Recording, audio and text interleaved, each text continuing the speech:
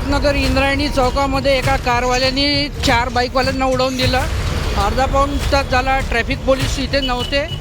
112वर call करून 20 मिनटं झाले, ना ॲम्ब्युलन्स आली ना ट्रॅफिक पोलीस आले. आणि ड्रंक अँड ड्राईव्हची केस आहे. तो दारू पिलेला होता मनुष्य. 4 लोकांना त्यांनी उडवून दिलं, त्यापैकी 3 लोक सिरियसली इंजर्ड आहे. आणि पोलीस अद्याप आलेले नाही आहे या ठिकाणी. अजनीच्या ट्रॅफिक पी आय देखील फोन उचलत नाही, DCP नाही उचलत आणि ना ट्रॅफिक ACP उचलतात. अजनी पी आयला फोन केल्यानंतर एक होमगार्ड इथे आलेला आहे. होमगार्ड त्या ड्रंक अँड ड्राईव्हमध्ये जो व्यक्ती आहे त्याला वाचवण्यासाठी हे करतो आहे. प्रश्न असा आहे की जर समजा ड्रंक अँड ड्राईव्हची कारवाई पोलीस करत आहे तर एवढा मोठा फॅटल ॲक्सिडेंट कसा काय होऊ शकतो.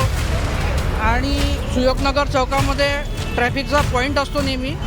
आज ॲक्सिडेंट झाला त्यावेळेला सर्व ट्रॅफिकचे कर्मचारी गायब होते, सगळ्यात महत्त्वाचं म्हणजे.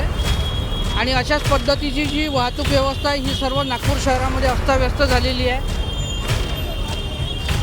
पोलीस फक्त सांगतात आहे वाहतूक विभागाचे की आम्ही फक्त कारवाई करतो. सगळ्या आकडेवारीचा खेळ सुरू आहे. ना अद्याप 112वर कॉल केल्यानंतर मदत मिळाली ना काही झालं. आणि हे बघा इथे वॉकी टॉकी नसल्यामुळे ट्रॅफिकवाले